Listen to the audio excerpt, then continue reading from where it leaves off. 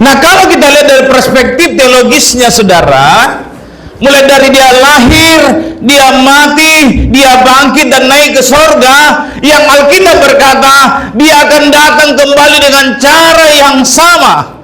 Ketika murid-muridnya menyaksikan naik ke sorga, terangkat, saudara, malaikat berkata, dia yang telah naik akan datang, aku datang kembali dengan cara yang sama.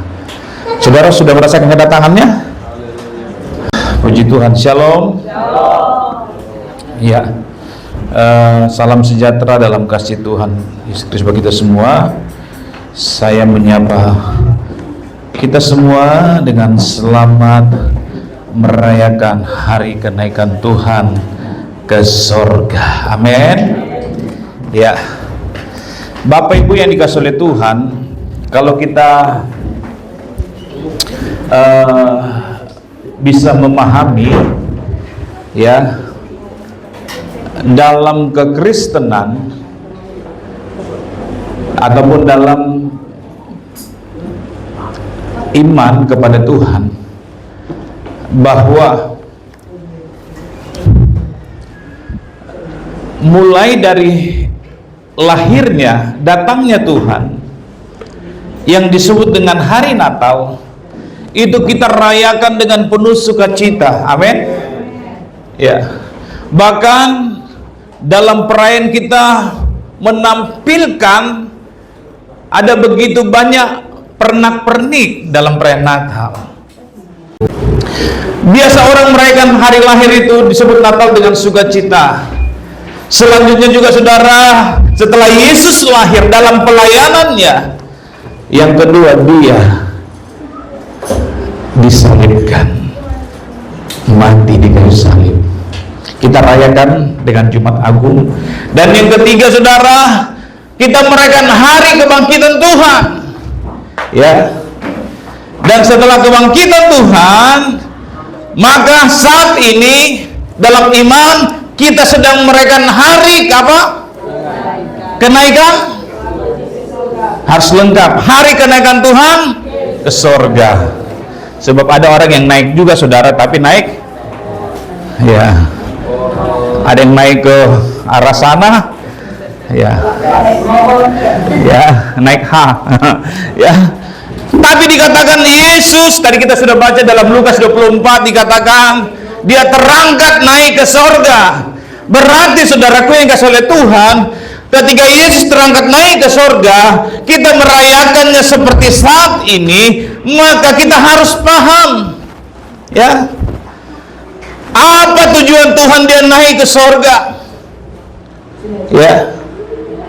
Nah, kalau kita lihat dari perspektif teologisnya, saudara, mulai dari dia lahir, dia mati, dia bangkit dan naik ke sorga, yang Alkitab berkata dia akan datang kembali dengan cara yang sama. Ketika murid-muridnya menyaksikan naik ke sorga, terangkat, saudara, malaikat berkata, dia yang telah naik akan datang, aku datang kembali dengan cara yang sama. Saudara sudah merasakan kedatangannya? Belum. Kalau pejabat datang ke gereja ini, saudara, kita siapkan semua. Bila perlu jangan sampai ada yang titik-titik nampak. Apalagi sempat katakanlah pejabat tertinggi datang, saudara.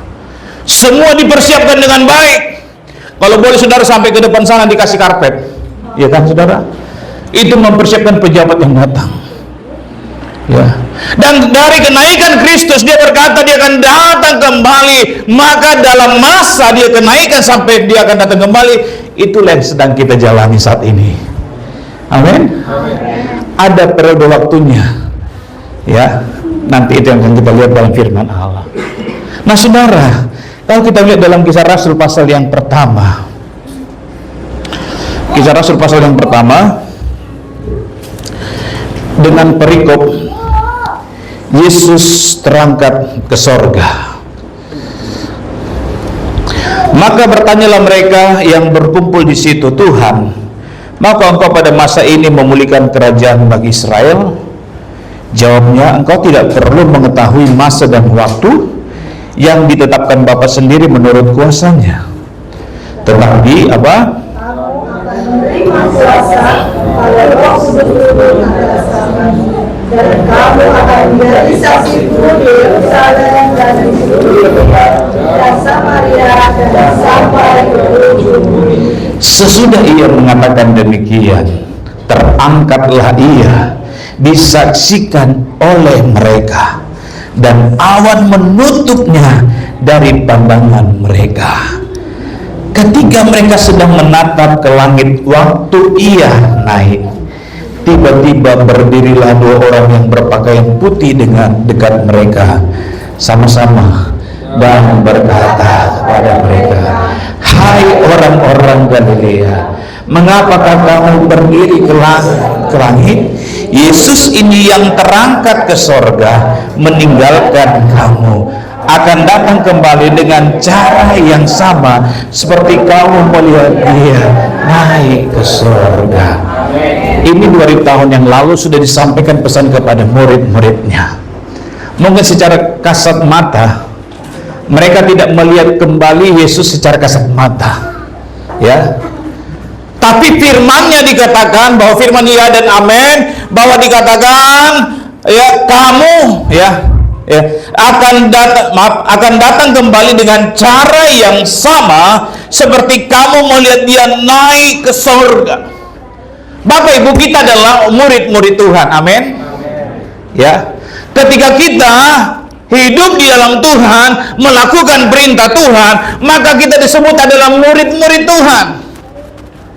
Maka saudara, ada kesempatan bagi kita tidak tahu kapan Yesus datang. Yang jelas kita sedang bersedia untuk menanti kedatangannya. Ya, puji Tuhan kalau dia datang dengan kita masih ada. Tetapi saudara, yang perlu kita harus lakukan dalam hidup di masa penantian ini adalah bagaimana kita menjaga hidup ini, supaya hidup ini senantiasa hidup dalam memuliakan Tuhan. Amin. Nah, kalau kita melihat mengapa Yesus harus kembali terangkat ke surga, karena tadi saudara mulai dari dia lahir, dia mati, dia bangkit, dia kembali. Artinya apa? Tugasnya dia diutus Bapa. Karena begitu besar kasih Allah ke dunia ini, maka ia mengaruniakan, diutus dia. Bahkan di kayu salib pun sudah diperjelas, sudah selesai. Dia diutus, artinya setelah di kayu salib dikatakan dia sudah selesai. Maka dikatakan, ya Bapa, ke dalam tanganmu lah keserahkannya. Sudah selesai. Makanya Bapak Ibu, ada saudara kita, ada tetangga kita, ada sahabat kita berkata, ketika dia telah mengakhiri hidupnya, orang berkata, oh dia sudah selesai. Pertanyaannya, apa yang selesai? Kalau Yesus diselesai karena dia sudah melakukan tugas pelayanannya. Jadi kalau orang tidak melakukan tugas pelayanan Tuhan, di mana Tuhan sudah menebus hidupnya, dia tidak pergunakan untuk memuliakan Tuhan, selama hidupnya tidak memuliakan Tuhan, jangan katakan sudah selesai. Tapi kalau kita melakukan tugas kita kepada Tuhan, ya, orang berkata, oh tugasnya sudah selesai. Biasa itu disampaikan kepada kalau ada hamba Tuhan meninggal, pendeta meninggal, oh tugasnya selesai. Tapi jangan minta cepat selesai, karena waktu adalah milik Tuhan, hidup itu milik Tuhan. Ada yang mau selesai? Belum ada, ya kan? Ya. Berarti kalau belum, maka tugas kita harus melakukan pelayanan kepada Tuhan. Amin. Ya. Makanya kalau ada anak-anak yang bandel disuruh ibadah, bilang kamu harus bekerja, jangan sampai kau selesai. Ya.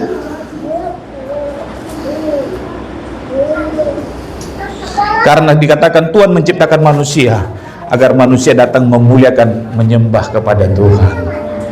Amin. Ya. Jadi kalau dia kembali kepada Bapa yang mengutusnya, maka tugasnya sudah selesai. Maka kalau dia sudah selesai menebus kita, maka kita harus sadar. Jangan sampai kita menyuruh dia datang kedua kali untuk disalibkan. Sebab dia tidak datang lagi untuk kedua kali untuk disalibkan, amin. Dia datang sebagai hakim. Maka dikatakan saudara, kalau dia sudah menyelesaikan tugasnya untuk memberikan mulai dia lahir, dia mati, dia bangkit, dia naik ke surga, maka kita pun, kita dilahirkan kembali, kita hidup bersama dengan Tuhan, dibangkitkan dari kematian, maka kita pun nanti akan sampai kepada tujuan akhir kita. Amin. Iya. Jadi selagi masih ada kesempatan, oh Tuhan, pakailah hidupku. Kapan? Aku masih.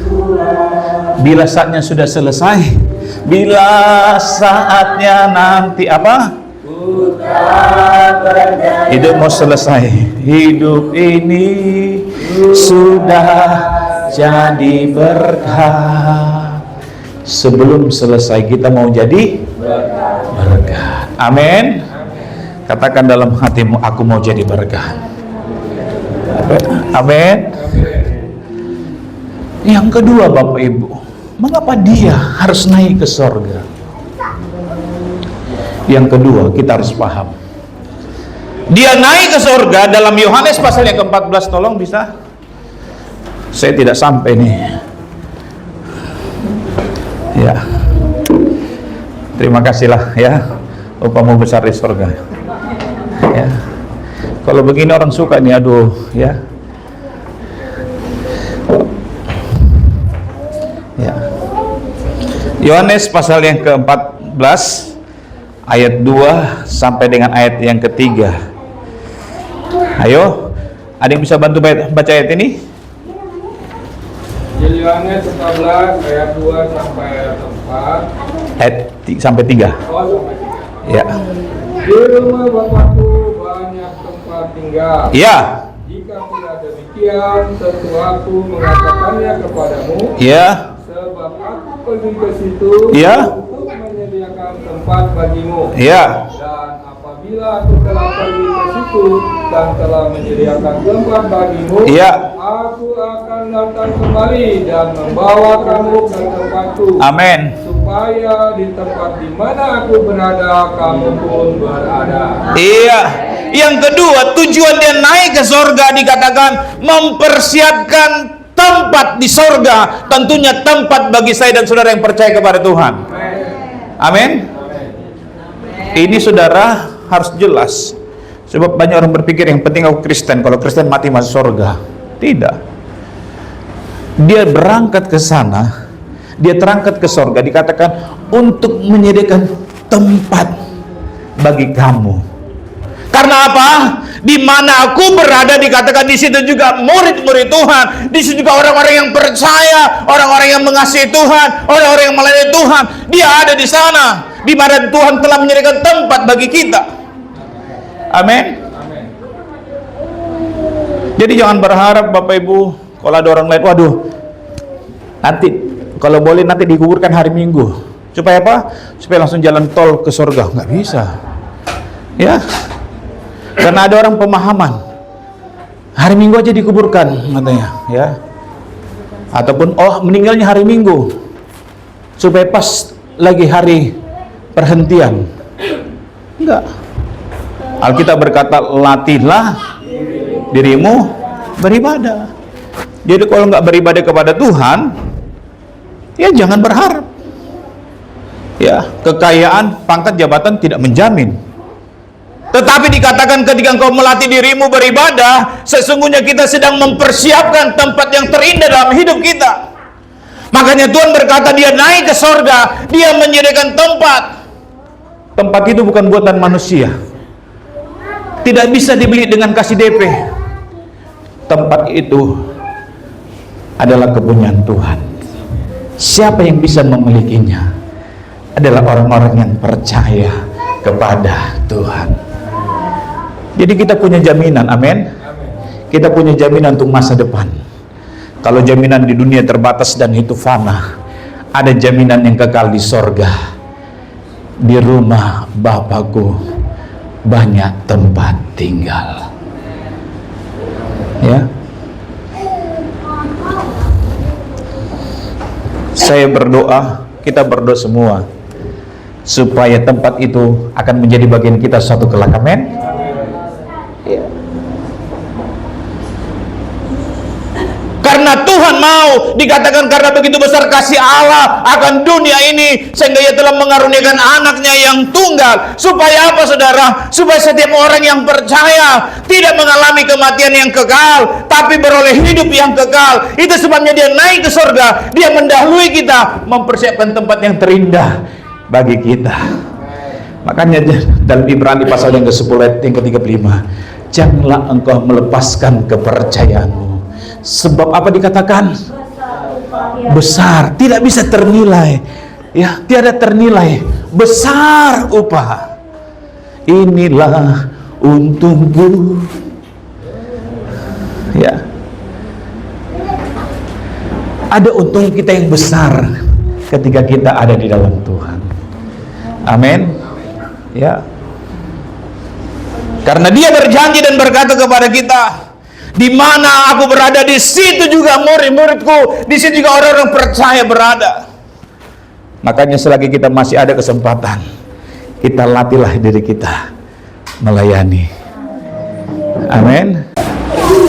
Berarti Bapak Ibu, dalam masa penantian ini, waktunya bagi kita disadarkan bagaimana kita mempersiapkan hidup ini. Ada kesempatan melayani, ada kesempatan untuk beribadah, ada kesempatan untuk bersekutu, maka lakukanlah itu, karena semuanya itu akan diperhitungkan oleh Tuhan. Amin. Loh, benar Bapak, Matius 10 ayat 42. Ya. Matius pasal 10 ayat 42. Ayo dong, ya. Untuk Rafa dan Yoel, kalau pas mati lampu minta tolonglah, karena Tuhan berikan saudara tinggi karena ada untuk itu. Nggak apa-apa, jadi nggak apa-apa kalaupun ya itu sudah ada instruksinya gitu ya. Matius pasal 10 ayat 42 bisa dibacakan?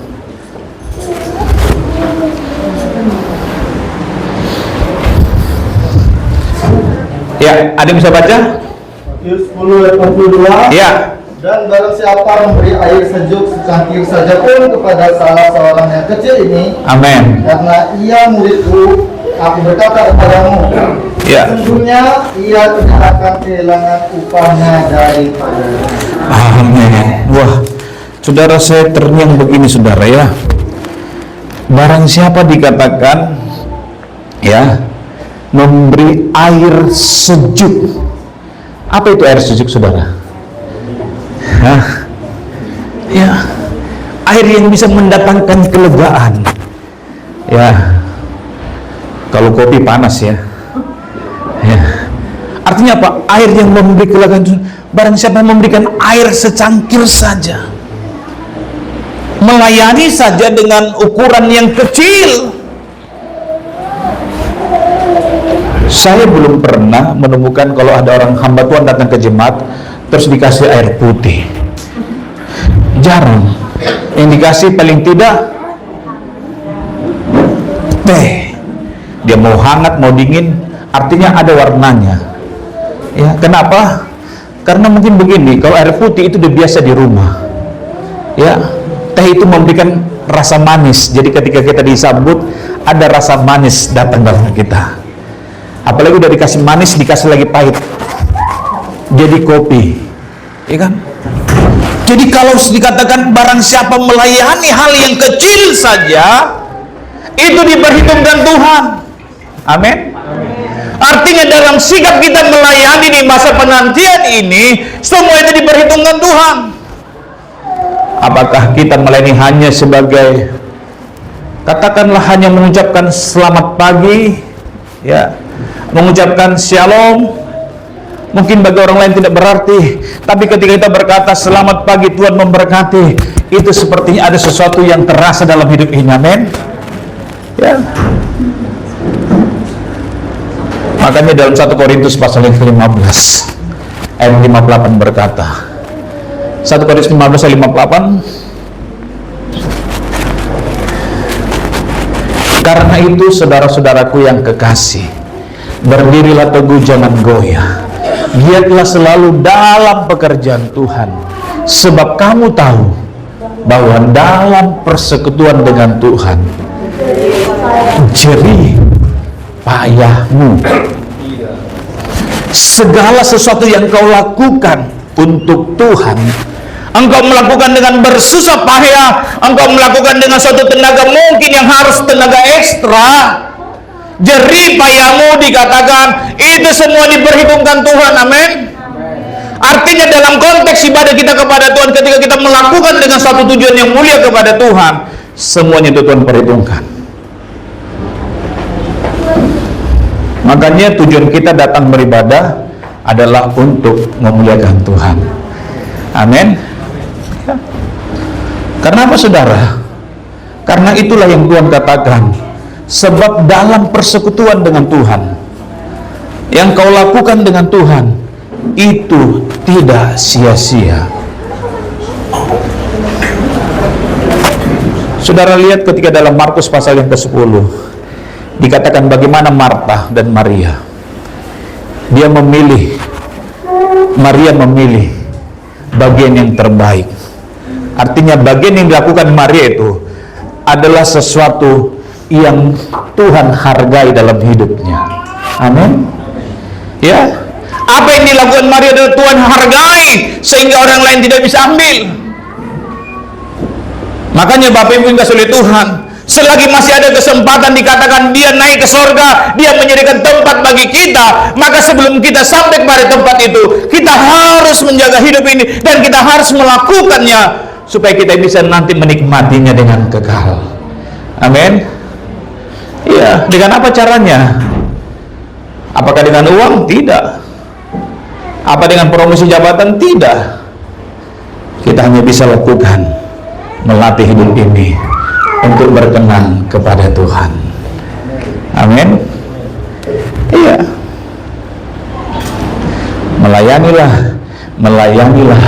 Melayani lebih sungguh.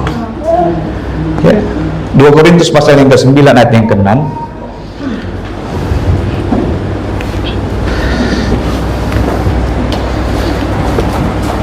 Dikatakan begini.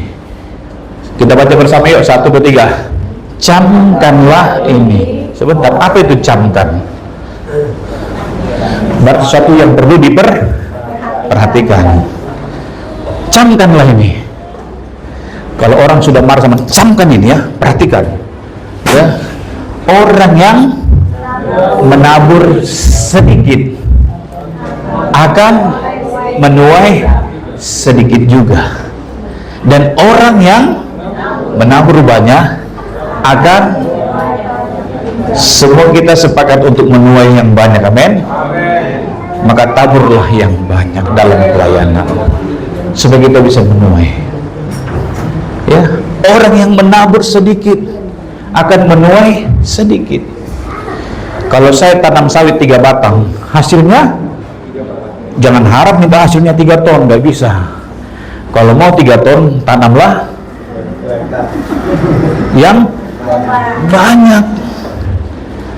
Kalau cuma 3 batang, itu cuma baru bisa beli apa kira-kira saudara? Baru bisa beras 5 kilo. Ya. Tapi jangan harap 3 batang sawit ketika mendodos nampak mobil Fortuner, nggak bisa saudara. Ya, ada teman saya, saudara, ketika harga sawit naik, yang itu sawitnya diganti jadi Fortuner. Jadi kalau didodos itu jatuhlah Fortunernya, kata saudara. Ya. Jadi kalau mau menuai banyak, taburlah banyak. Ya. Tanya bagaimana? Udah panen sawitmu? Sudah, sekali 2 minggu panen. Ya, kadang juga saudara, ya, ketika saya kasih panas teman saya syuting video, saudara dipikir punya saya, ternyata saya hanya memposting saja. Ya, kita akan cek sudah bagus hasilnya. Ternyata saudara banyak bilang, wah sudah panen si Raid, katanya saudara. Padahal kita cuma mau ya.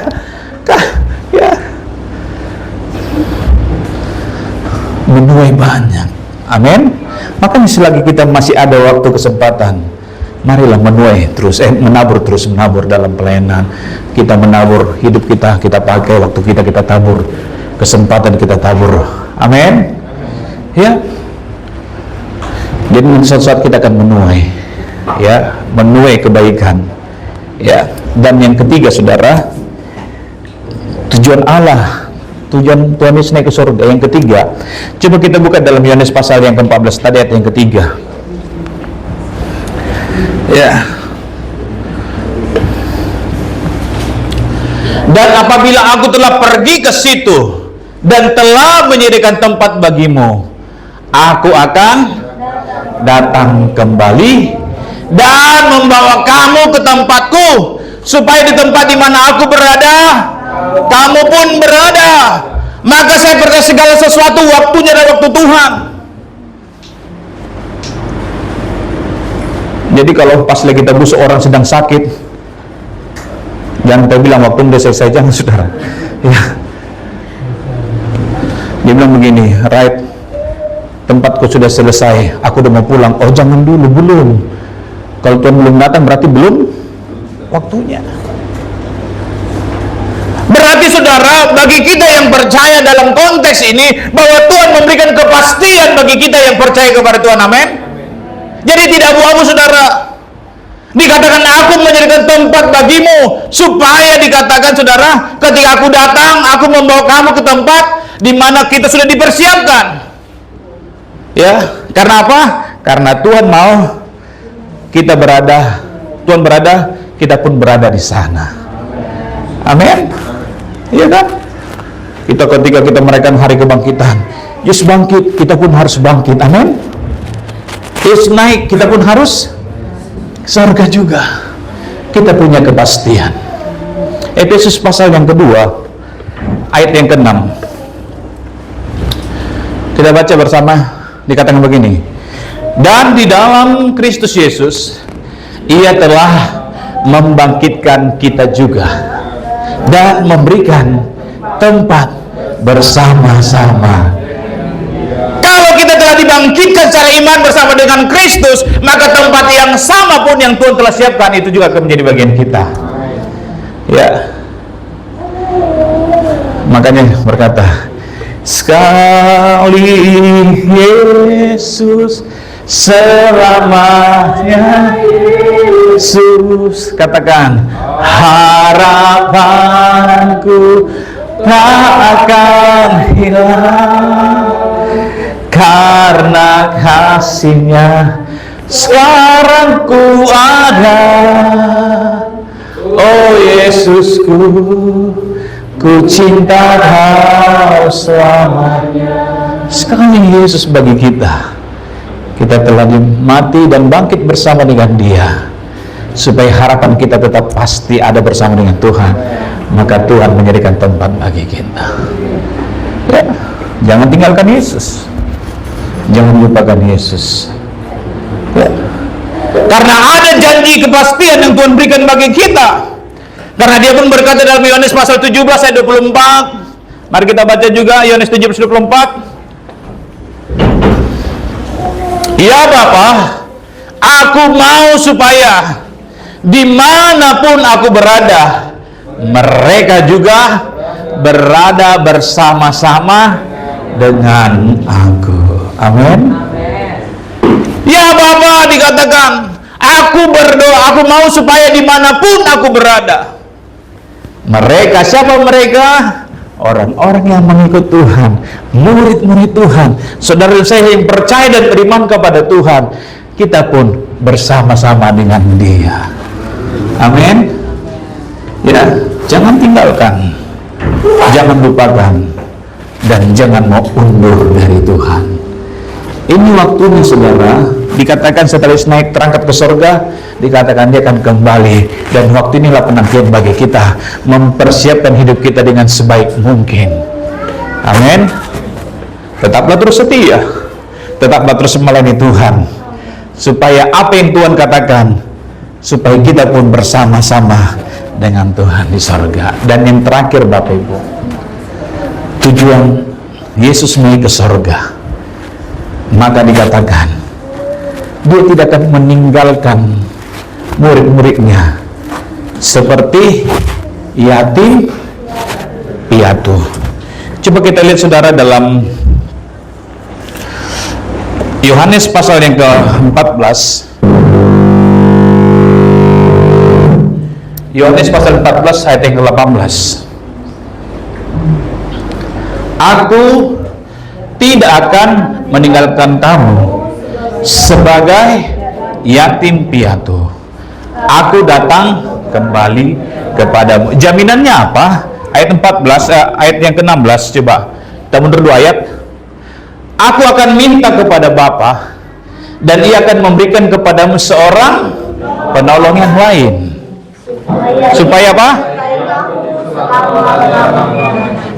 Supaya apa? Supaya Ia menyertai saya dan saudara selama-lamanya. Ya. Dia menyertai kita sekarang, esok, lusa, dan sampai selama-lamanya. Itu janjinya. Sekalipun dia terangkat ke surga, dia berkata tidak meninggalkan kita seperti yatim piatu. Saudara, di sini semua sudah pernah melihat ayam? Ada yang belum pernah lihat ayam? Udah katanya tadi. Ya. Ya. Pernah lihat anak ayam? Kalau anak ayam tinggalkan mamanya, tinggalkan induknya, apa dia terjadi? Kotek apa? Ya. Dia bingung mau kemana dia, saudara. Nggak tahu, saudara. Ya, nggak tahu dia mau kemana. Dia nggak bisa diam. Kalau tinggalkan mamanya nggak bisa diam. Ya, induknya. Ya, soalnya nggak tahu bapaknya yang mana. Ya.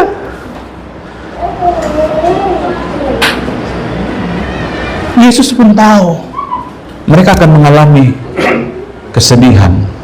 Dia nggak tahu apa yang mereka lakukan. Maka dikatakan, engkau tidak akan kubiarkan seperti yatim piatu. Tetapi aku dikatakan akan meminta kepada Bapa dan Ia akan memberikan kepadamu seorang penolong yang lain supaya Ia menyertai kamu selama-lamanya. Artinya selama-lamanya, saudara, itulah proses sampai Tuhan Yesus datang kembali. Maka kita tidak perlu takut. Ada Roh Kudus yang menuntun kita. Amin. Makanya kalau kita percaya kepada Tuhan, kita tidak perlu takut. Ya. Jadi kita punya kepastian. Makanya dalam momen hari kenaikan Tuhan, ya, biasanya gereja Pantekosta yang beraliran Pantekosta, bahkan juga ada yang karismatik, merayakan. Ingat, merayakan. Kalau merayakan berarti sudah pernah Saudara, kenapa kita merayakan hari ulang tahun? Supaya kita bisa mengingat cintanya Tuhan. Ternyata 20 tahun yang lalu saya dilahirkan, kira-kira begitu. Maka selang waktu 20 tahun ini kita bisa mereview kembali. Wah, ternyata kehidupanku dahsyat dan ajaib. Ya.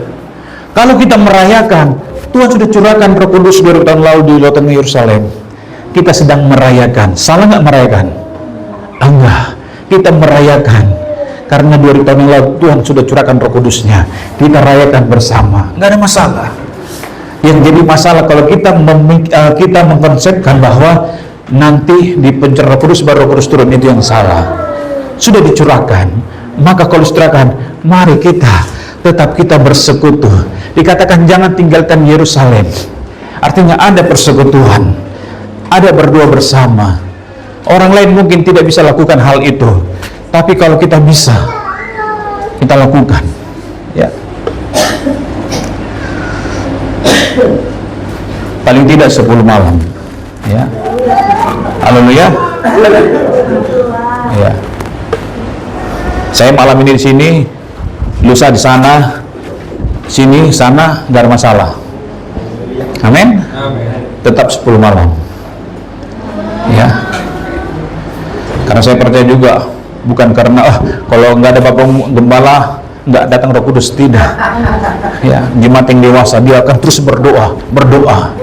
Ya. Tidak memandang siapa, tapi berdoa, terus berdoa. Ya. Supaya kita punya kekuatan. Semakin kita banyak bersekutu, semakin kita kuat. Amin. Jadi kalau Tuhan Yesus datang hadir bagi kita, maka ada kepastian bagi kita. Dia akan menuntun kita, akan menolong kita, menghibur kita dan menguatkan kita. Jadi Bapak Ibu yang kasih oleh Tuhan, kita bersyukur dalam momen kenaikan Tuhan ke sorga. Ya, kita diingatkan kembali bahwa Dia telah ada di sorga. Dia telah menjadikan tempat bagi kita. Dia memberikan kepastian bagi kita. Bahkan Dia juga memberikan penolong bagi kita yang akan menuntun kita selama masa penantian ketika Yesus datang kembali dalam hidup kita. Amin untuk firman Tuhan.